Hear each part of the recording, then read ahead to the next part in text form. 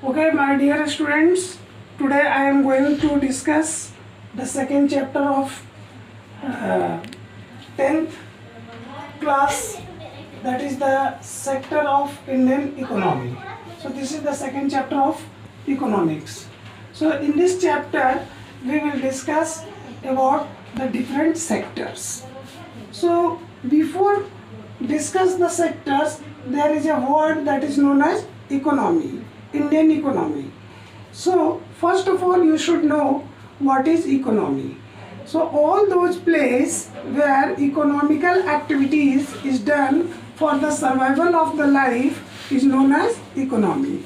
So all those places means here that is written Indian economy. So India has a particular territories, and within that territories whatever the economical activities is done, that will come under the Indian economy. Now the second thing, as I told you, the economical activities. So there are two kinds of activities. One is known as economical and other is known as non-economical. So economical means the activities by which we generate income, that is known as economical, and the activities by which we do not generate income. For example, if I am teaching my son, it means there is no generation of income. So it will come under the non-economical activities. But the same thing is done by me in the classroom, and for that I am getting a particular wage. So that activities will be considered as economical activities. Is it clear? Now come to the sectors of economy. So there are three sectors in the economy where all the people are engaged. Okay, so first, that is known as primary sector. Primary sector. So here that is the term primary. Primary means that is the beginning. So how we can define it? Primary sectors. This is the sector where the activities is done through natures, or in a simple word we can say primary sectors are those sectors where all the activities is done with the natures. Okay, so primary sectors include, for example, it includes agriculture. Second, that is the mining. Next, that is the fisheries. Next, horticulture. Next, forestry. So here agriculture, mining, fisheries, horticultures, and the as I told you, forestry, that is directly related to nature. It is the gift of the natures, and we utilize all these things in the form of resource. So that's why it is known as primary sectors. Second is the secondary sector. Secondary sector. So secondary sector means all the activities which is done in the form of manufacturing or construction. In other words, first of all you should understand, we directly get wood from the natures, but wood can't be used for sleeping, for construction of the house.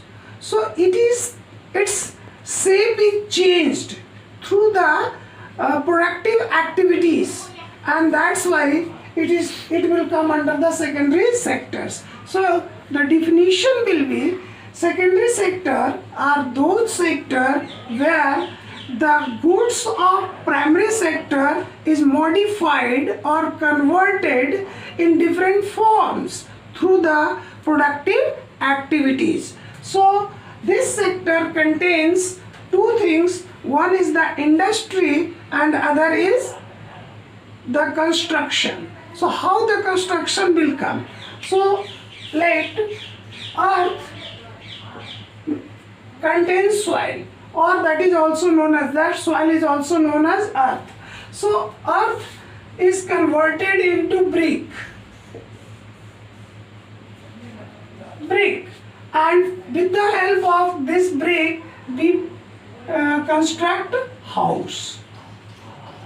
So here the earth is converted into the house through the construction process. That's why it will come under the secondary sectors.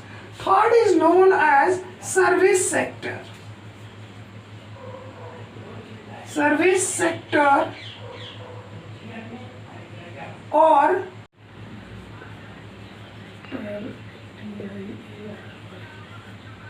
tertiary sector. So tertiary sector contains banking, transportation,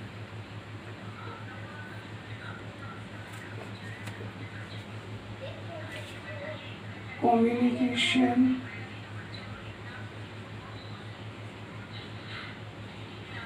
administration,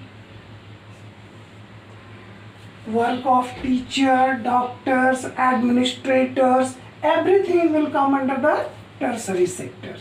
So secondary sector is also known as industrial sector. Industrial sector. So here now only I am going to explain at this moment, that is the tertiary sectors. So tertiary sectors are those sectors which does not participate directly in the production process, but it has great role indirectly in the production process. So in a simple word we can say service sectors are those sectors which help indirectly in production process, such as banking, transportation and communication. Now come to the how all sectors are interlinked to each other. So from the same things I am going to explain. First, primary sector is interlinked with secondary sectors. So as I told you that primary sectors is directly related to nature. Suppose we have prepared the tea, and from the primary sectors we get the sugar cane. So the sugar cane can't be put directly in the production process of tea. We have the requirement of sugar. So that sugar cane will be converted into sugar with the help of productive activities, and it will be done in the secondary sectors. Now that sugar can't be utilized in a particular place. It will be distributed in different parts of the country where the production of sugar is negligible or zero. So that distribution will take place through the service sector or through the transportation. So in this way we can say every sectors are dependent to each other. Now suppose primary sector is related to agriculture.